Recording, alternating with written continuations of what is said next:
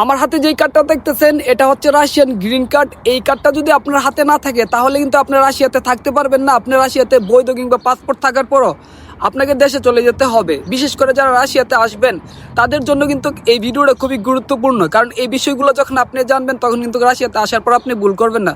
এখন আপনি স্টুডেন্ট বিষয়ে আসেন বা ওয়ার্ক পারমিট বিষয়ে আসেন, সেই ক্ষেত্রে কিন্তু আপনার জন্য খুবই গুরুত্বপূর্ণ, কারণ আপনি যেই বিষয়ে আসেন এইরকম একটা কার্ড কিন্তু আপনাকে এখানে এসে হচ্ছে তৈরি করতে হবে। এখন কিভাবে কি করতে হয় এবং কতদিনের ভিতরে এই কার্ডটা আপনাকে তৈরি করতে হবে বা কতদিনের ভিতরে এই কার্ডটা আপনি হাতে পাবেন, সেই বিষয়গুলো হচ্ছে আজকের এই ভিডিওতে বলে দিব। এবং এই কার্ডটা পাওয়ার জন্য আপনাকে কি করতে হবে সেই বিষয়গুলো কিন্তু আজকের এই ভিডিও থেকে জানতে পারবেন। কারণ ভিসা থাকার পরও যদি আপনার হাতে এরকম একটা কার্ড না থাকে তাহলে কিন্তু আপনি রাশিয়াতে থাকতে পারবেন না। আমি ভিডিওর শুরুতে আপনাদেরকে বলে দিছি। এখন এই কার্ডটা আপনি কিভাবে পাবেন সেই বিষয়টা একদম ক্লিয়ার করে দেয়। আপনি যখন হচ্ছে ইমিগ্রেশন পাস করে চলে আসবেন রাশিয়াতে, তখন আপনার হাতে 3 মাস সময় থাকবে। আর এই 3 মাসের ভিতরে এই কার্ডটা হচ্ছে আপনাকে তৈরি করতে হবে, বা এই কার্ডটার জন্য যে প্রসেসগুলো করতে হবে বা এই স্টেপগুলো আপনাকে অবশ্যই ফলো করতে হবে। আপনি যখন রাশিয়াতে আসবেন সর্বপ্রথম কাজ হবে আপনার যে পাসপোর্টটা আছে সেটা হচ্ছে পেরিবচিক করা, মানে রাশিয়ান ভাষায় হচ্ছে কনভার্ট করা। যদি এই পাসপোর্টটা কনভার্ট না থাকে, কনভার্ট করার পর আপনাকে যেই কাজটা করতে হবে, রাশিয়াতে আসার পর 3 মাস সময় দিব। আপনাকে বলছিলাম 3 মাসের ভিতরে আপনাকে মেডিকেল করতে হবে, এবং মেডিকেল করার পর আপনার যে মেডিকেলের রিপোর্টগুলো আছে সেইগুলো নিয়ে আপনাকে চলে যেতে হবে পুলিশ স্টেশনের ভিতরে। আর পুলিশ স্টেশনের মধ্যে যাওয়ার পর আপনার হচ্ছে একদিনই এই কার্ডটা হাতে পেয়ে যাবেন। পুলিশ স্টেশনে যাওয়ার পর আপনার হচ্ছে ফিঙ্গার রাখবে এবং মেডিকেল রিপোর্টগুলো রাখবে। এখন আপনি মেডিকেল রিপোর্ট যে মেইন রিপোর্টগুলো আছে সেইগুলো হচ্ছে ফটোকপি করে নিয়ে যাবেন। আর আপনার ফটোকপি যে রিপোর্টগুলো আছে সেইগুলো রেখে দিবে। মেইন যে রিপোর্টগুলো আছে সেইগুলো আপনাকে আবারও রিটার্ন করে দিবে।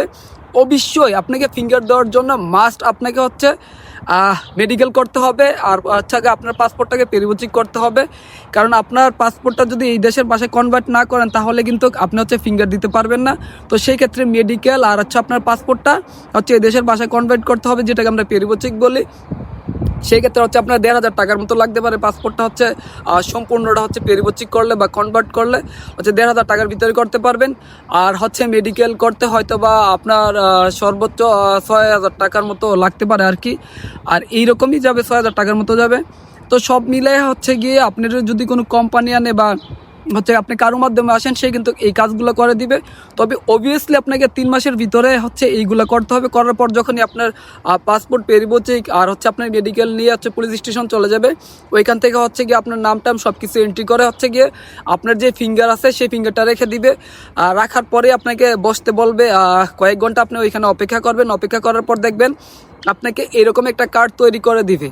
এই কার্ডটা হচ্ছে আপনি এই দেশের মধ্যে যত বছরই থাকবেন তত বছরই এই কার্ডের মূল্য আছে। এটা কোনো টিআরসি কিংবা ইয়া না যে এই দেশের কোনো টেম্পোরারি রেসিডেন্ট কার্ড না, জাস্ট এটা জেলুনি কার্ড বলে এই দেশের ভাষা, আর এটাকে গ্রিন কার্ড বলে।